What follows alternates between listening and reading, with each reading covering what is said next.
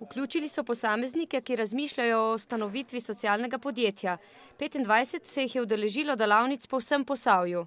No, na koncu nas je ostalo 11 in danes pač izmed teh 11 projektnih predlogov, tako smo temu rekli, pač prva faza je bila izdelava od ideje do nekega projektnega predloga, potem pa ta projektni predlog nadgrajujemo v najboljše projektne predloge, seveda v zaposlitve.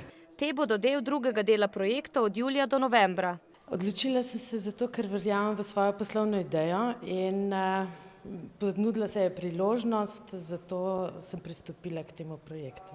Ciljem na vizijo, ki sem ga predstavila, to je nova kulturna rastlina, ki bi jo zasadili.